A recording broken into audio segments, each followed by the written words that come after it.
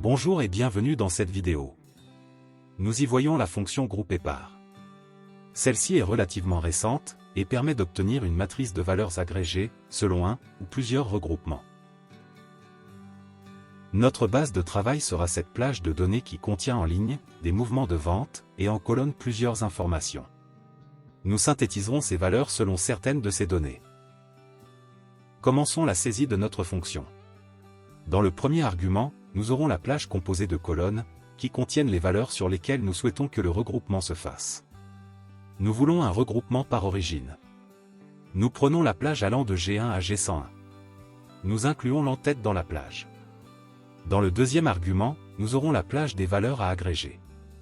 Celle-ci doit contenir le même nombre de lignes que la plage du premier argument. Nous voulons un résumé du total, nous mettons notre plage allant de E1 à E101. Dans le troisième argument, nous devons saisir une fonction d'agrégation. Nous pouvons choisir parmi la liste des fonctions lambda réduites proposées, telles que somme, moyenne, max, ou alors définir une lambda plus développée. Nous choisissons somme, sans autres arguments, et nous voyons ce premier résultat. Nous obtenons une matrice dans laquelle nous avons le chiffre d'affaires par pays, avec une dernière ligne, donnant le total. Reprenons la saisie avec le quatrième argument. Nous pouvons y mettre une valeur numérique qui déterminera si notre plage a des entêtes, et s'il faut les afficher ou en générer en cas d'absence. Nous avons intégré les titres dans les plages des deux premiers arguments, nous mettons donc le chiffre 3 pour préciser qu'il y a une entête, et qu'il faut l'afficher. Notre tableau de regroupement est maintenant complet. Passons au cinquième argument. Celui-ci permet de définir l'affichage de totaux et sous-totaux, et leur position en première ou dernière ligne. En mettant -1, notre total se positionnera en début de matrice, après les titres, s'il y en a. Voyons à présent le fonctionnement du sixième argument, qui permet de définir la colonne à trier, et son ordre. Le chiffre représentera le numéro d'index de la colonne à trier. Un chiffre positif indiquera un tri croissant, et un chiffre négatif décroissant. Ainsi en mettant -1, la première colonne des pays sera triée en ordre décroissant. Si nous voulons un tri décroissant sur la deuxième colonne des valeurs agrégées, nous mettrons -2. Dans le septième argument, nous pourrons définir un filtre.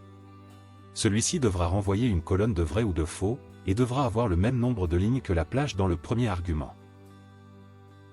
Pour obtenir par exemple, les ventes de navets pour chacun des pays, nous aurons notre plage allant de B1 à B101, suivi du signe égal, suivi du terme navet entre guillemets.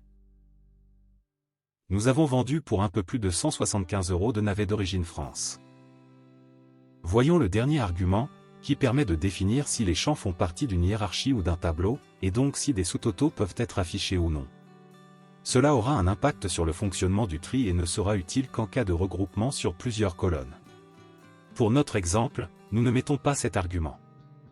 Voyons à présent, comment mettre en place plusieurs niveaux de regroupement. Dans le premier argument de la fonction, nous mettons la plage composée des colonnes dont nous souhaitons regrouper les valeurs. Pour nous, cela sera la plage des fournisseurs et de l'origine. Dans le deuxième, nous aurons la plage qui contient les valeurs que nous souhaitons agréger. Nous prenons celle du total allant de E1 à 101. Nous mettons la fonction somme dans le troisième argument, le chiffre 3 dans le suivant pour afficher nos entêtes. Ensuite nous aurons le chiffre 0 pour n'afficher aucun totaux, puis le chiffre 1 pour un tri croissant sur la première colonne. Nous obtenons un regroupement par fournisseur, et pour chacun d'entre eux, par origine. Nous voulons ajouter un sous-total, nous modifions le cinquième argument, en y remplaçant le 0 par le chiffre 2. À présent, après le détail par origine, nous avons une ligne avec la somme totale par fournisseur. Pour obtenir un tri décroissant sur la troisième colonne totale, nous modifions à -3, la valeur qui figure dans l'argument tri. Ainsi, nous vérifions que le tri est effectué sur la valeur du sous-total. C'est le fournisseur B qui nous a le plus facturé.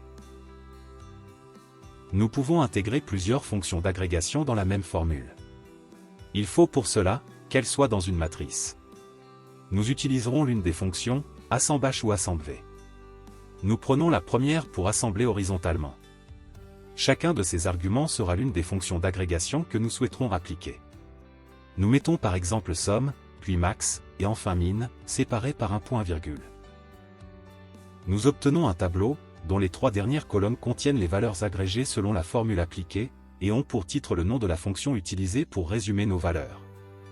Dans notre cas, nous n'avions qu'une colonne de valeurs à agréger, pour laquelle nous obtenons 3 agrégations différentes. Voyons le fonctionnement sur plusieurs colonnes. Nous avons mis en place cette formule, avec la plage des produits en premier argument, la plage composée des 3 colonnes des valeurs quantité, prix unitaire et total, dans le deuxième argument. Dans l'argument fonction, nous avons utilisé la fonction d'assemblage horizontale, avec 3 arguments.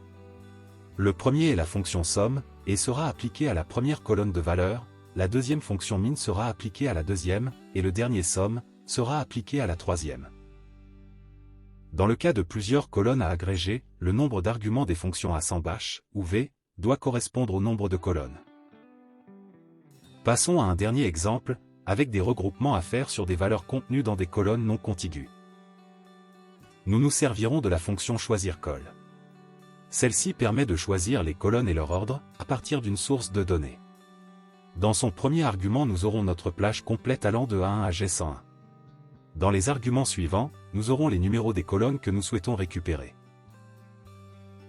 Nous mettons la colonne 2 pour les produits, la colonne 7 pour l'origine, et la colonne 6 pour les fournisseurs. Nous obtenons la matrice des 3 colonnes dans l'ordre souhaité.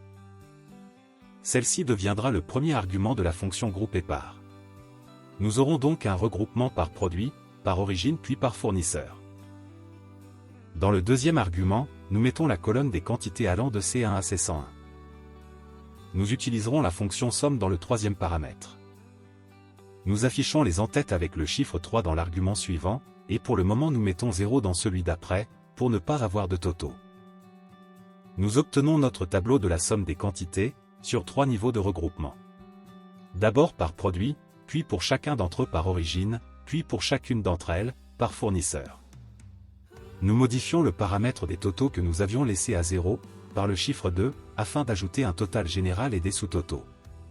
Nous obtenons une nouvelle ligne avec un sous-total pour chaque catégorie de produits, donc sur le deuxième niveau de regroupement. Le premier étant le total général. Pour ajouter également un sous-total après chaque origine, nous devons passer l'argument total au chiffre 3, pour un troisième niveau. Ainsi, nous avons une nouvelle ligne avec la somme intermédiaire pour chaque origine, d'une catégorie de produits, et un sous-total pour chaque type de produit. Afin de mieux visualiser, nous retournons dans notre formule, pour y ajouter un filtre dans l'argument prévu à cet effet. Nous y mettons notre plage de produits allant de B1 à 101, suivi du signe égal, suivi du terme poireau entre guillemets. Dans notre matrice résultat, nous voyons les différents niveaux de regroupement, avec leurs sous-totaux, et le total général. Encore une petite précision. Nous pouvons trier plusieurs niveaux de regroupement simultanément. Pour cela, nous mettrons les paramètres de tri dans une constante matricielle. Par exemple, pour un tri décroissant sur les colonnes 2 et 3, nous aurons entre accolades, -2 et -3, séparés par un point-virgule. Cependant, nous ne pourrons pas mélanger avec un tri sur une colonne d'agrégation. Au final, cette fonction permettra de créer des regroupements totalement personnalisés, et pourra être adaptée à chaque besoin spécifique. Contrairement à un tableau croisé dynamique, la matrice résultat est actualisée immédiatement après une modification dans la source. Elle possède de nombreux paramètres qui permettent une personnalisation détaillée. Ainsi s'achève cette vidéo. Merci pour votre attention. À bientôt.